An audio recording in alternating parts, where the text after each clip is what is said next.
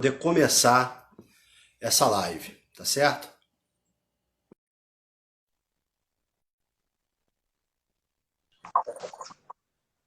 Oi, professora, boa noite. Tudo Boa bem? noite, tudo bom? Que ótimo, tudo Vamos certo. lá. Vamos lá? Então é o seguinte, vamos começar com a apresentação, né? Eu sou o professor Diego Aguiar, sou editor do blog Ciência em Minutos. Hoje a gente vai falar com a professora Bárbara Lorca sobre o curso de farmácia. A profissão, o mercado de trabalho e o futuro, tá? A professora Bárbara Silva Souza Lorca é formada em farmácia pela UFRJ. Tem mestrado em ciências farmacêuticas pela mesma universidade e doutorado em engenharia química pela COP FRJ. A professora tem se dedicado nos últimos anos ao ensino de farmácia, à docência e à cosmetologia. Bárbara atualmente é a diretora da unidade de farmácia, professora e coordenadora do curso de farmácia no Centro Universitário Estadual da Zona Oeste. Boa noite, professora. Tudo bem? Boa noite, Diego. Obrigada. Tô mega nervosa. Acho que você foi bem corajoso em me convidar, porque eu não tenho nenhuma habilidade com as câmeras. É a primeira live, é dentro de casa, com os alunos presos no quarto, com os filhos presos no quarto. Então, eu estou muito agradecida. Eu acho que é um excelente voto de confiança de que é possível. A gente tem que enfrentar as câmeras. E eu acho que vai ser um papo bem legal com ex-alunos, alunos, futuros alunos do curso de farmácia. Eu acho que vai ser bem interessante. Obrigada pelo convite. Show. Então a gente quer começar falando do curso de farmácia, né? O senso comum, quando a galera tá lá no Enem, ou, enfim, entende que o farmacêutico ele trabalha só com fármaco ou com análises clínicas. E a gente sabe que o mundo farmacêutico é um universo gigantesco, né? E aí, queria que você falasse um pouco do curso, dessa expectativa da galera que entra, como é que se transforma durante e como é que essa galera sai, em que áreas, quais as habilitações possíveis. Então, acho que é importante a gente falar desse leque de opções, né? Quando o aluno ele chega para fazer o curso de farmácia, ele às vezes está muito ligado ou no que ele vê numa farmácia comercial, porque o pai tem uma drogaria, ou ele sonha ir para uma indústria de cosméticos, então ele não sabe que essa opção é enorme. Então, acho que para a gente começar falando do curso de forma em geral, a gente tem que dizer do que está estabelecido pelo MEC. Então, a gente tem diretrizes curriculares nacionais. Você está me ouvindo, Diego? Tô vendo, tô vendo. A gente tem diretrizes curriculares nacionais que são estabelecidas pelo Ministério da Educação, a gente precisa segui-las. A nossa última é de 2017. E aí, a partir disso, a gente tem obrigatoriamente que o curso apresentar 4.000 horas, ele precisa ser feito obrigatoriamente em 5 anos. O aluno hoje, quando ele se forma, ele não sai só habilitado em uma única especialidade, isso já não é mais possível, não é permitido mais pelo MEC. Obrigatoriamente, ele é o que a gente chama de um farmacêutico generalista, então ele sai contemplando as diferentes áreas. Então, o que está estabelecido nessas DCNs, né, que são as diretrizes curriculares nacionais, é que o farmacêutico ele precisa saber não só do fármaco, nem só do medicamento, mas também da assistência, das análises clínicas e toxicológicas, da parte toda industrial e de cosmético, e ele tem que focar não só no indivíduo, mas na família, na comunidade, então é muito amplo. As áreas de atuação do farmacêutico são extremamente amplas, o que me dá um prazer enorme, porque eu brinco sempre, se tiver ex-aluno ou aluno meu aí, porque eu sou farmacêutica de fato. Eu não sou aquela que preenche fichinha quando chega no local e diz que é professora, não. A professora veio depois. Eu escolhi a profissão, eu sou feliz enquanto farmacêutica, eu atuei como farmacêutica em farmácia com manipulação na minha querida escola, né? Eu sou da FRJ, trabalhei lá na farmácia escola um tempo. Então, eu tenho muito para contar. Tem até um querido meu aí, que foi quem me levou para a área acadêmica, que é o Luiz Fernando Chiavegato, porque ninguém fala o nome dele certo. E ele está aqui me prestigiando. Beijo. Se hoje eu estou aqui é graças a você, então não posso deixar de agradecer. Ele é um querido e sabe tudo. Então, tudo que eu aprendi dentro da profissão tem um pouquinho desses professores que me ajudaram. Então, acho que foi minha obrigação aceitar seu convite, porque eu preciso passar um pouquinho da experiência que tenho, não só porque eu estou na direção hoje, ou porque estou nesse cargo que é mais gestor, mas porque é importante que o aluno saiba que várias são as áreas de atuação, mas que a gente tem que se apaixonar. Se a gente não faz algo porque está apaixonado, não vem dinheiro, não vem nada, nada acontece. Então, assim, a gente brinca que o mosquitinho tem que picar. Então, a farmácia tem que ser por amor, porque aí as coisas vão acontecendo, mas devagar, né? É um curso E não é um curso fácil, né? Nem um pouco fácil. Tem muitas áreas. Dentro do próprio curso, você vai ver diferentes áreas que às vezes exigem uma dedicação enorme. É um curso integral, que tem um número grande de horas em atividade de hora de estágio supervisionado. O aluno é obrigado a fazer. Então, não dá para a gente dizer que você leva nas coxas, né? Não leva nas coxas. É um curso que exige dedicação, você tem que estar empenhado e fazer com afinco, né? Então, eu acho que é importante. As disciplinas são difíceis, né? Muito As disciplinas são difíceis, mas química. Fala. Mas o final é gratificante, porque não é só uma questão química, a farmácia na sociedade, né? Vamos dizer assim. Sim, aí dependendo do lado que você vai, se você vai para o lado mais técnico ou se você vai para o lado mais humanista, então você vai escolher e você tem essa opção de mudar ao longo, né? Então você às vezes começa trabalhando numa determinada área e depois se dedica, faz uma especialização e você pode atuar em outra. Então esse leque de opções é bem interessante, é importante a gente enfatizar, que é um curso que dá essa possibilidade de alterar mesmo depois de formado. Entendi. Quanto às extensões, assim, as especializações, assim, você consegue citar para a gente as principais, as que têm impacto aí? Eu fui atrás dessas informações porque não tem todas na minha cabeça. E aí, quando você busca elas, né, no nosso conselho profissional, a gente vê, e eu até me surpreendi, são 135 áreas de atuação para o farmacêutico. Então, é um número enorme. A gente não teria como citar todas aqui, mas eu fiz essa busca porque eu achei que você ia mesmo questionar, né? Quando você está entrando no curso, ao longo dele, você tem dúvida. Poxa, mas eu posso atuar na área de perícia? Eu posso, de fato, atuar numa indústria de saneantes? Então, são muitas opções. Trabalhar com vacina, tudo é possível. Então, eu elenquei aqui, dentro das grandes áreas de atuação, né? Como eu falei, são 135, a gente tem linhas de atuação. E aí são 10. Então, essas acho que é importante a gente citar para que a pessoa que está assistindo a nossa live, que esteja mais interessada na profissão do farmacêutico, saiba como se encaixar. Então, tem a área de alimentos, a área de análises clínicas e laboratoriais, a área de educação, na qual a gente se enquadra hoje, né? Tanto de estar em sala de aula com a docência do ensino superior, como na gestão, né? Na gestão educacional. A área de farmácia, que aí abrange a atenção, a assistência farmacêutica, esse contato com o público, que acaba sendo muitas vezes o primeiro emprego, né? Porque tem um número muito grande, uma oferta de emprego nessa área muito grande.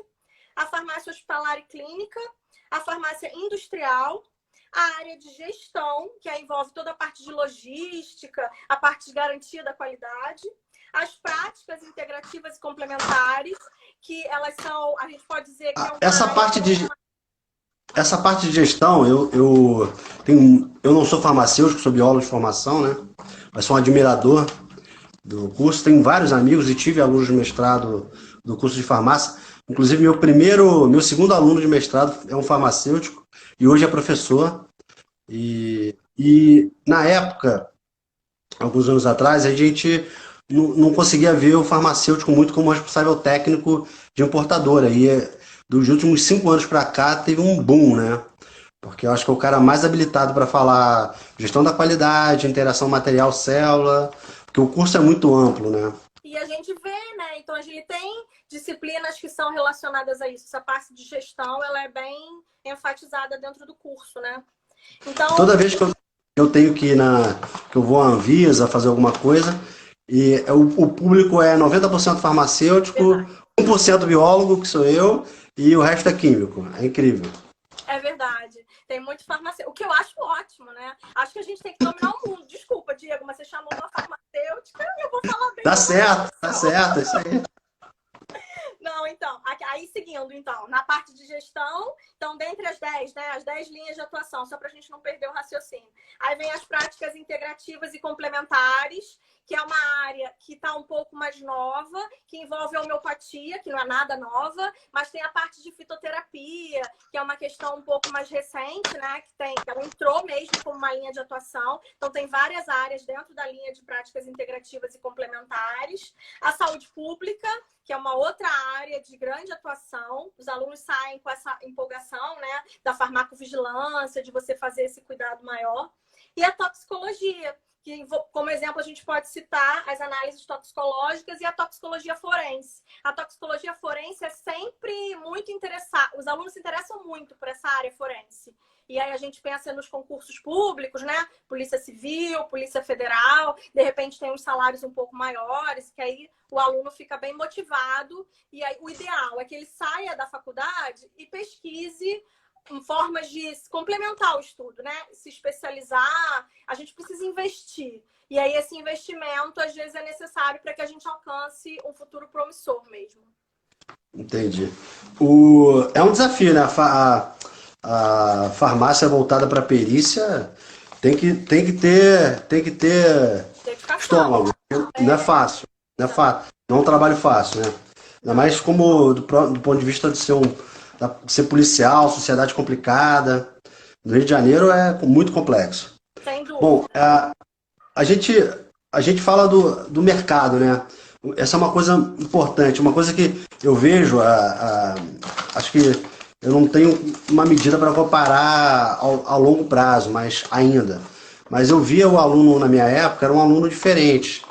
Ele chegava numa faculdade sonhando com aquilo. Às vezes, uma parte nem sabia muito o que queria fazer, mas a grande maioria sonhava com aquilo.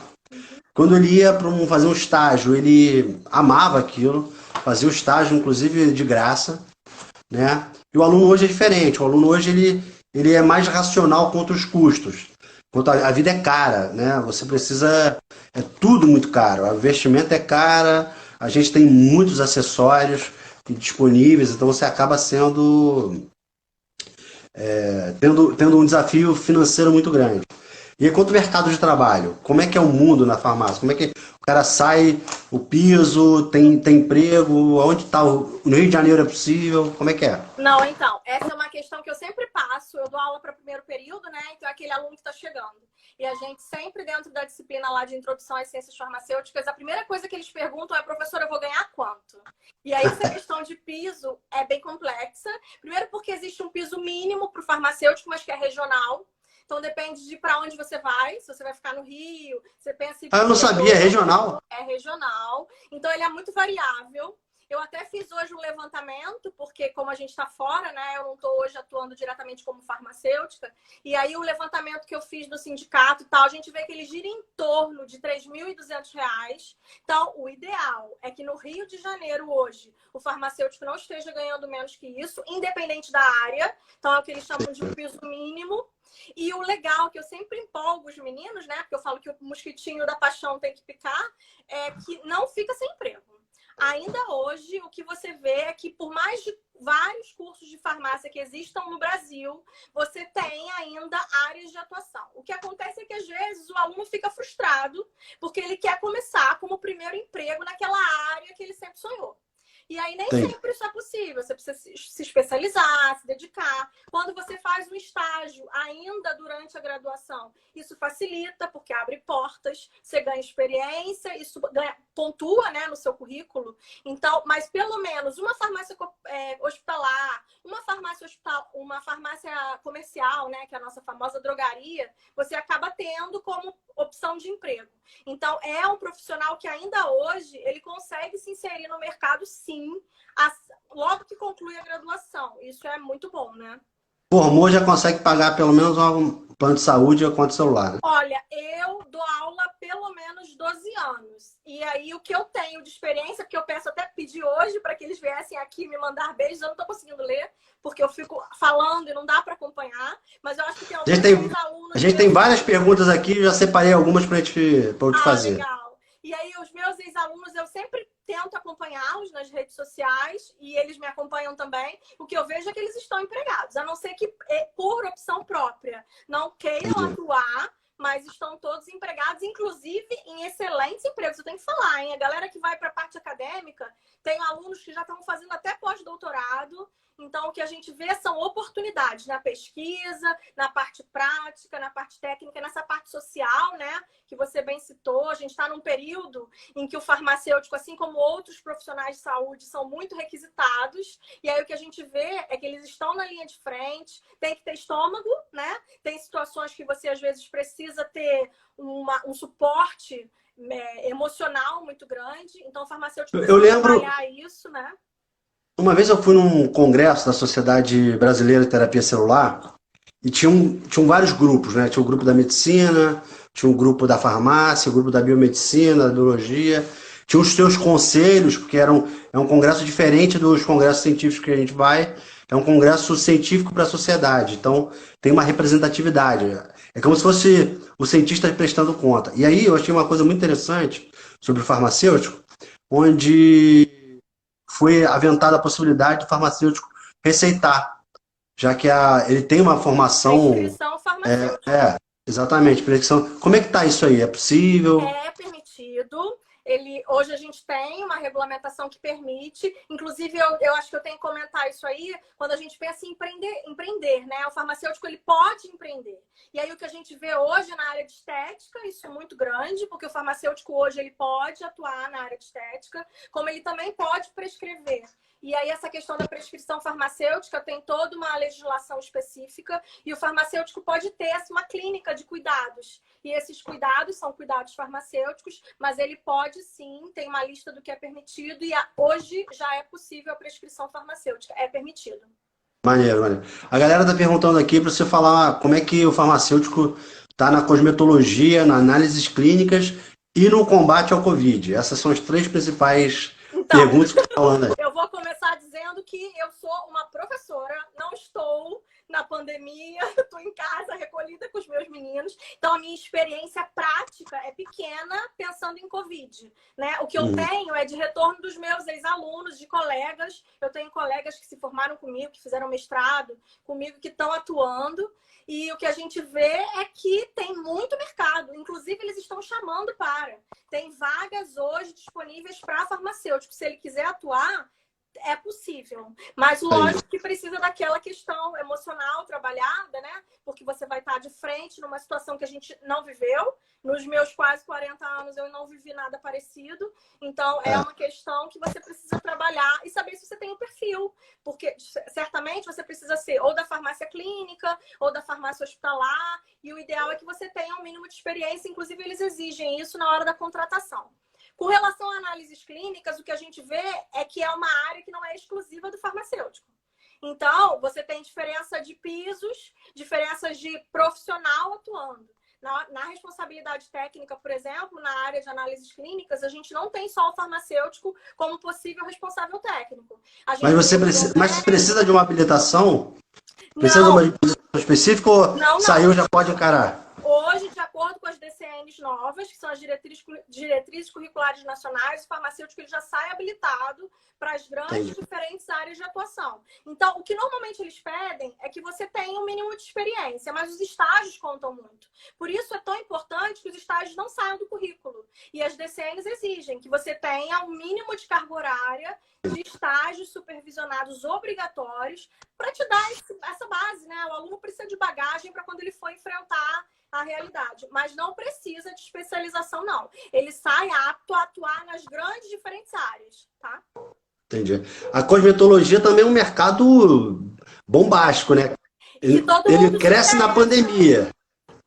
Não, na verdade, a indústria cosmética, as pequenas farmácias que trabalham com cosméticos, elas têm essa coisa do farmacêutico. Mas, de novo, a indústria cosmética ela não é uma exclusividade do farmacêutico. A gente tem químicos, tem outros profissionais que também atuam nessa área. Mas, olha, é muito engraçado essa coisa do cosmético, porque hoje eu passei até batom.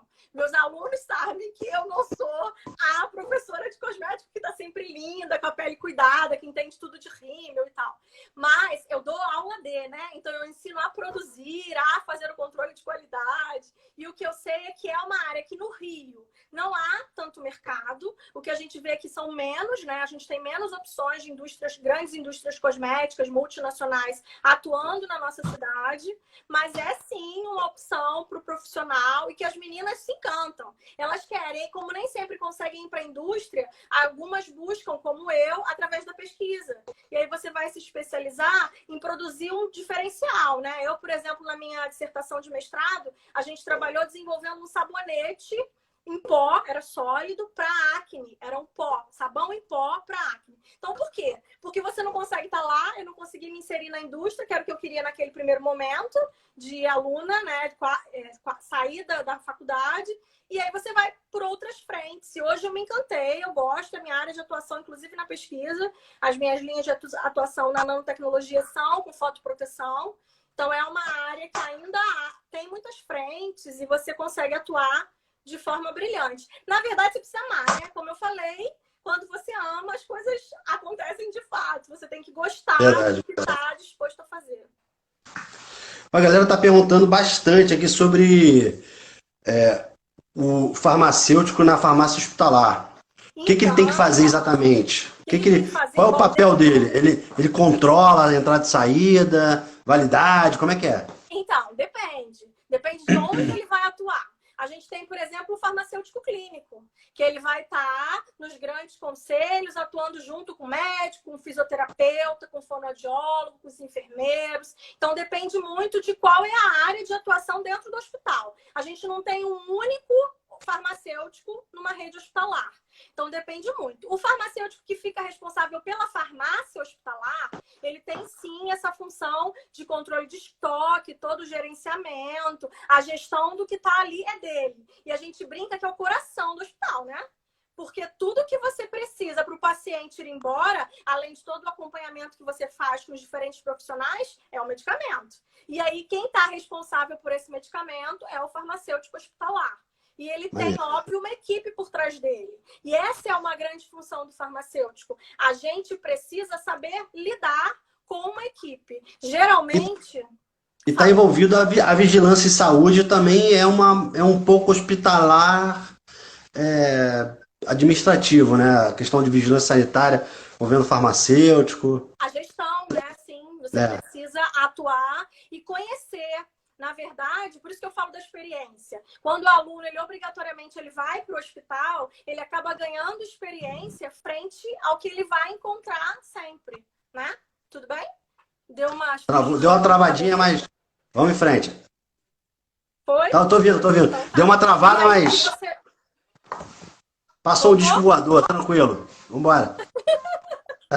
Não, então é isso. E aí você precisa... Eu queria falar só da equipe, porque isso é uma coisa que, para mim, foi bem importante enquanto aluna, do falar em público, do me reportar ao outro. E o farmacêutico, muitas vezes, ele está responsável por várias pessoas. Vem uma galera do lado dele apoiando e ele precisa saber como organizar essa equipe. Então, essa coisa do falar em público, às vezes dá uma assustada, mas isso é uma coisa que a gente bate durante toda a graduação, de que é importante você saber falar, você se apresentar. Tudo bem que você vai gaguejar, vai ficar nervosa. Eu tô aqui hoje assim. Normal. Mas é uma questão de você, exatamente, de você aceitar e encarar o desafio. Porque, geralmente, independente da área, tem uma equipe por trás do farmacêutico. Por trás, não. Junto do farmacêutico, né? Então, ele precisa dar suporte. Geralmente, ele é o responsável por essa equipe. Entendi. A gente vê aí nesse combate ao Covid, né? Que é uma novidade para o mundo e causa muita tensão para todo mundo, né? Não só o isolamento em si, mas o que vem do isolamento, né? E sempre é dito, sempre é referenciado o médico e o enfermeiro como heróis e tal, mas o farmacêutico está ali por trás, empurrando essa carroça com uma força total e não é tão lembrado como deveria, né? Já que toda a administração do fármaco, toda essa parte passa por uma consultoria do farmacêutico. Então, mas isso eu brinco com os meus alunos, que é para a gente pensar, colocar a mão na consciência e ver se não é muito culpa nossa, enquanto farmacêutico. Porque se o profissional não se posiciona, se ele não vai, se ele não se apresenta, se ele não mostra que sabe, como que ele vai aparecer? Como que alguém vai entender que ele é importante? Então, eu vejo isso claro até em outras áreas, como, por exemplo, na farmácia comercial. paciente, ele mostra saber muito mais do que o farmacêutico que está ali obrigatoriamente. Então, a gente precisa se apresentar. A gente precisa dizer que a gente domina o assunto fármaco-medicamento, a gente domina o assunto interação medicamentosa mais do que ninguém. Farmacotécnica, por exemplo, que é uma disciplina que eu sempre dei aula, que é a produção do medicamento, só a gente tem. Então, o medicamento é exclusivo nosso, sim. Se a gente não se posiciona, como que vão lembrar da gente? Então, acho que é um pouquinho daquela coisa de, tipo, tô inseguro, então eu vou ficar quietinho aqui, escondido na farmácia hospitalar, por exemplo, dentro da farmácia. Não pode. A gente precisa mostrar o que veio. Lógico que todo mundo precisa estar sempre estudando. Isso é uma realidade de qualquer profissional, não é diferente para o farmacêutico. Mas a gente não tem que se acuar. A gente sabe do que está falando, entendeu? O radiofármaco mostra muito isso, né? Que é uma área onde você tem um limite entre contaminação e tratamento gigante. Um risco enorme, que exige muita cautela, mas a gente tem excelentes profissionais atuando nessa área. E é uma área, inclusive, que é inovador, tem poucos profissionais que são capacitados, porque, como eu falei, né, você tem a disciplina, mas se você puder se especializar naquilo, é o mais indicado. Então, você tem aquelas frentes que são interessantes de você atentar enquanto aluno, né? Uma coisa interessante, a gente já indo para a terceira fase da nossa conversa, durante o doutorado, Mas já tá acabando? Não, ainda não. Eu tô vendo os meus queridos aqui. Todo mundo aí tá... Seus fãs chegaram. É muito coração. Eita. E aí... Vai, desculpa. E aí, é o seguinte, eu trabalhava num instituto de neurobiologia, e esse instituto era ligado a um hospital. E na hora que a gente ia discutir, já para o final do doutorado, né, os achados, como é que o impacto desses achados, e ele tinha um impacto na clínica direto, era uma equipe, então tinha um médico, tinha um enfermeiro, tinha um físico, um matemático, um farmacêutico, e eu que fazia a parte da genética do negócio. Só que aqui no Brasil a gente não vê isso, a gente vê o médico no topo e o resto embaixo igualado, né? Tirando o dentista, o médico, aliás, tirando o dentista e o psicólogo, o resto tudo igualado. Como é que o mercado vê isso? Qual a tua opinião sobre isso? Então, o que eu vejo, como eu falei, eu não estou nessa frente, né? Eu não estou atuando como farmacêutica já há muitos anos. Mas o que eu vejo de colegas, e aí eu consigo pensar basicamente na área hospitalar, rápido assim, você pensa no médico, aquele contato mais próximo seria na área hospitalar. Que você já, nem sempre você vê o médico como esse topo todo. A gente já vê muito essa troca entre equipe. A equipe, tá me ouvindo? Tô. A equipe hoje... Eu tô olhando as perguntas, é muito. É que eu fico com medo de travar, porque a gente vê essa coisa, né? A live travou, puxa, acabou, mas tá tudo indo. E aí o que a gente vê é a equipe que a gente chama de multiprofissional. Então, a gente hoje já consegue ver, principalmente depois da crescente coisa com a farmácia clínica, né? Depois que a farmácia clínica veio firme, forte, e a gente tem vários cursos de especialização nessa área, excelentes profissionais que são farmacêuticos clínicos, a gente vê que não está mais tão gritante essa coisa do médico em outro patamar. Lógico que depende da rede hospitalar que você atua, do farmacêutico que é o responsável pela equipe, mas já dá para você ver uma equiparidade em alguns locais. Mas isso depende muito dos profissionais, como eu falei. Eu acho que depende da gente também querer se apresentar, né?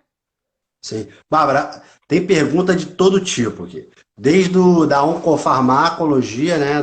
A galera que trabalha com... outra área bem legal, a parte... da onco, a galera que faz farmacogenética, por exemplo, o gordinho come 2 batatas fritas e engorda pra caramba. O magrinho come 1 quilo e não engorda.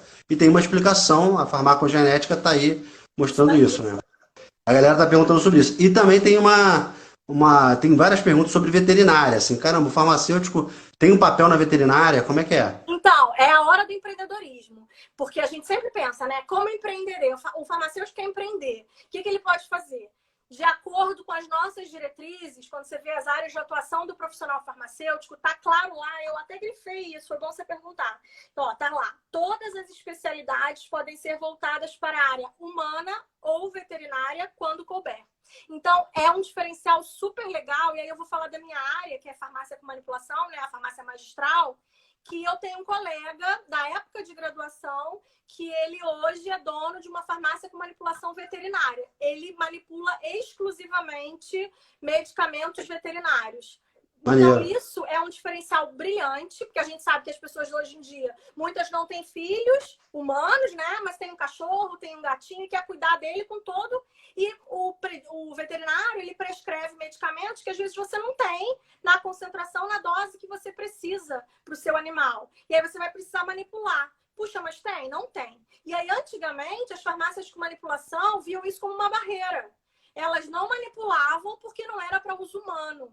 E isso é um diferencial para o empreendedor. Aquele cara que tem essa visão, que, logicamente, que ele precisa estudar, ele precisa se dedicar àquilo, ele tem que avaliar, né? Ele precisa colocar na balança. É melhor ser empregado ou melhor ser empregador? Será que eu vou conseguir ter um piso, um valor meu mensal maior e melhor? Porque vai ter uma equipe por trás de mim. Tem que ser um bom gestor para empreender.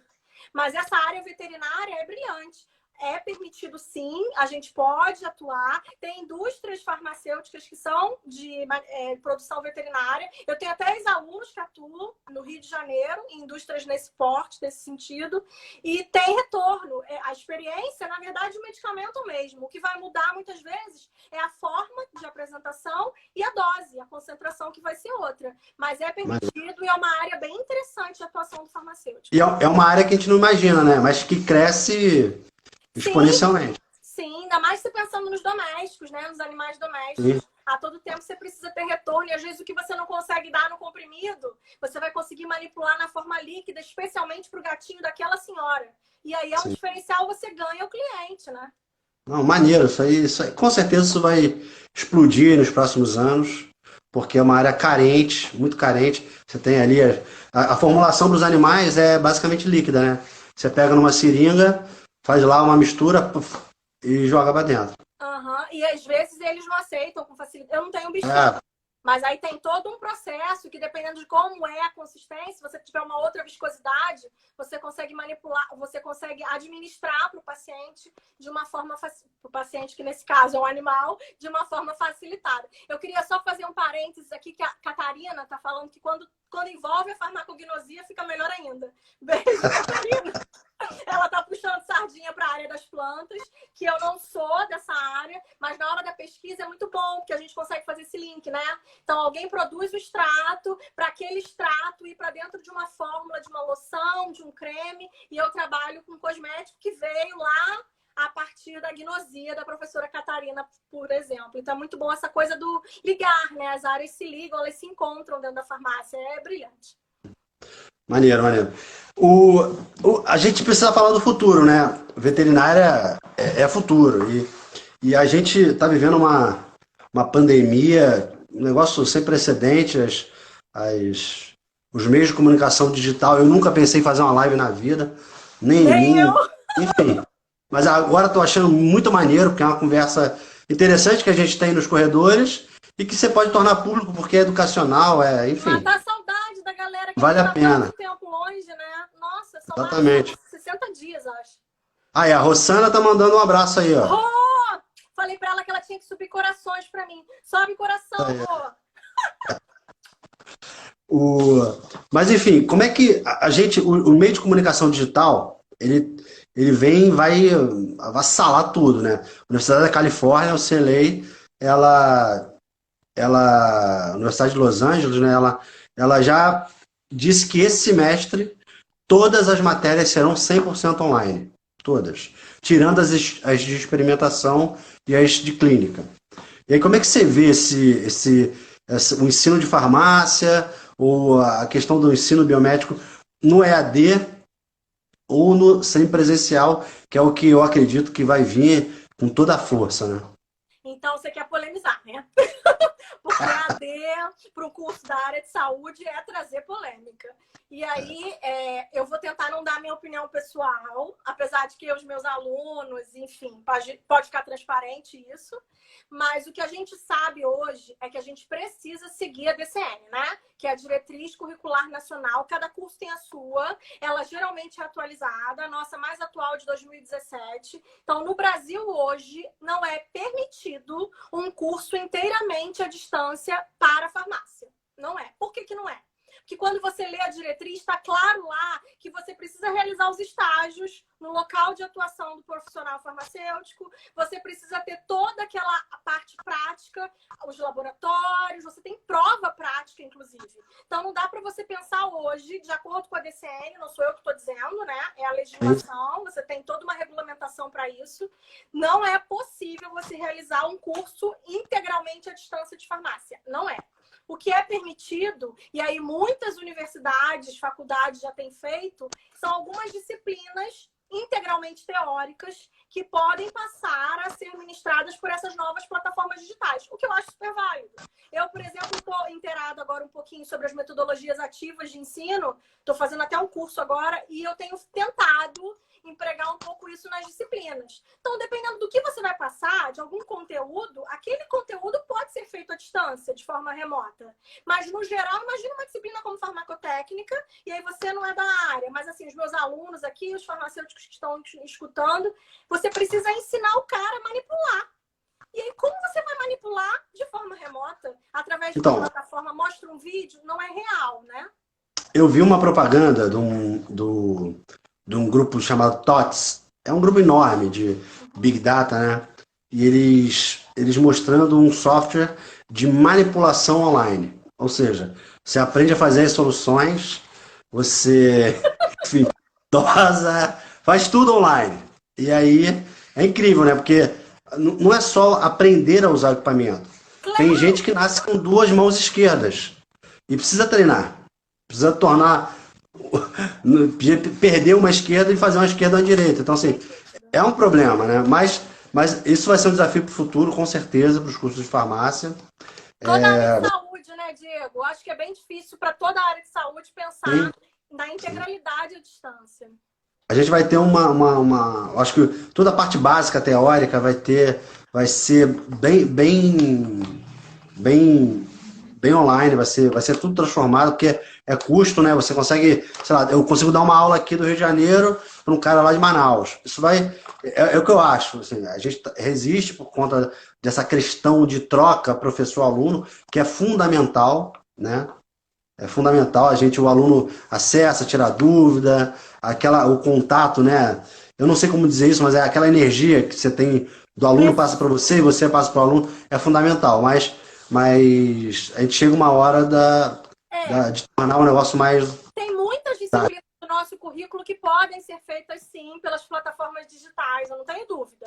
Mas tem disciplinas que obrigatoriamente você precisa ver. E a histologia, por exemplo, você tem parasitologia. Então, eu citei farmacotécnica porque é minha praia. E aí eu não consigo imaginar ensinar para o aluno sobre diluição geométrica sem apresentar para ele o grau, o pistilo, todos aqueles insumos, os recipientes. Então, assim, é difícil nesse momento. E aí deve ser porque eu também estou ficando velha, né? E aí essas novidades digitais, para mim, estão distantes. Que eu aprendi, como eu falei, com o Chavegato. E aí a gente estava lá, ele segurava na mão para ensinar como que tinha que ser o movimento no grau com o auxílio do pistilo. Então, é difícil, é estranho, mas e hoje o que eu garanto é que pela legislação não é possível. O que vai vir, realmente a gente não tem como prever, mas a tendência é essa mesmo, da gente, através das novas metodologias de ensino, fazer com que essa possibilidade do cara conseguir estudar, independente de onde ele esteja, né? Essa coisa da distância. A distância vai facilitar. Vamos ver. Eu tenho que aguardar. Nesse momento não tem como... E o futuro, assim, como é que é o caminho, não só do ensino, mas o cara saindo lá, a gente precisa empreender, né? No futuro próximo não vai ter empregão para todo mundo. Eu até brinco com meus alunos, eu falo assim, essa aqui é a turma BMW, essa aqui é a turma Mercedes-Benz. Mas a gente sabe que nem todo mundo vai comprar um BMW. Né? Não que isso seja importante, mas uma questão de a gente precisa pagar a conta. E aí, como é que é o empreendedorismo na farmácia? Como é que o cara sai, ele vai fazer o quê? Ele vai empreender o quê? Abrir uma farmácia? Na verdade, o cara entra pensando isso, né? Eu vou sair porque a minha ideia é a drogaria. E aí eu vou comprar uma franquia e eu vou seguir nessa área de farmácia comercial. Geralmente, ele tem essa visão. E aí, alguns, quando fazem a disciplina, por exemplo, de farmacotécnica comigo, eles acham que então eles vão abrir a farmácia com manipulação. Mas aí, quando a gente mostra o mundo de exigência, o mundo de legislação que você precisa cumprir, que uma quina tem que ser assim, a parede e o piso tem que ser exatamente assim, o cara já desiste porque o investimento é altíssimo e o retorno pode não ser na mesma proporção. Mas o que a gente vê para o profissional que quer empreender, eu falaria de novo sobre a área veterinária, que é um diferencial bem interessante, tanto na parte clínica como na parte de manipulação, né? Na parte técnica, de produzir um medicamento veterinário. E outra coisa que também seria interessante, se o cara é a área de vacina. A área de vacina é uma área de atuação forte do farmacêutico, e se a gente está agora pensando na pandemia, que se tiver uma vacina e quando essa vacina for desenvolvida, a gente não vai ter mais problema para sair na rua, é uma outra área que hoje as clínicas de vacina são uma possibilidade para um cara que quer empreender. O que eu fico um pouco resistente com a questão do empreendedorismo para qualquer pessoa que sai da faculdade e acha que então vai ter esse retorno rápido, é porque ele tem que ter perfil, né? Se o profissional não tem perfil para empreender, não adianta ele querer, porque ele vai queimar muito dinheiro. Pode ter um pai por trás, né? Pode ter uma família ou alguém disposto, um sócio, mas se ele não tiver aquele perfil proativo, com toda aquela disposição para buscar as ferramentas, e aí eu sempre falo, vai para o Sebrae. Fuça lá no Sebrae, que tem vários cursos disponíveis. Agora, nessa época mesmo, tá em casa, não tem o que fazer. Entra no site do Sebrae, se você pensa em empreender um dia, e busca os cursos que eles têm online. Porque não é do nada, né, Diego? Não é simples empreender. E aí você quebra a cara e desiste da profissão. Quando, na verdade, você podia continuar empregado com aquele seu salário certo, e você enfrenta esse novo desafio e se frustra, porque você não tinha o perfil. Sim, sim. Acho que, Bárbara, a gente está chegando no fim, já 40 minutinhos de live, passou muito rápido, né? Mas a proposta é realmente ser curto e intenso. Mas aí tem várias perguntas sobre residência, sobre... Residência, Diego, a gente tem vários alunos excelentes que acabaram de sair do curso de farmácia, estão fazendo residência, estão dando um retorno legal pra gente. É uma área bem interessante, eles ganham uma bagagem, uma vivência nessa área de residência com outros profissionais, não só com farmacêuticos, que é uma área bem legal mesmo. Maneiro, maneiro. Bom, dá pra ver que é um curso muito amplo, né? Te permite fazer muita coisa. É o melhor E com certeza não é um curso fácil. As disciplinas são difíceis, é gratificante, mas as disciplinas são difíceis, são complexas.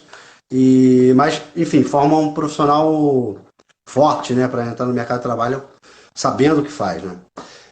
Bom, a gente chega ao fim, já dá aí 40 minutinhos.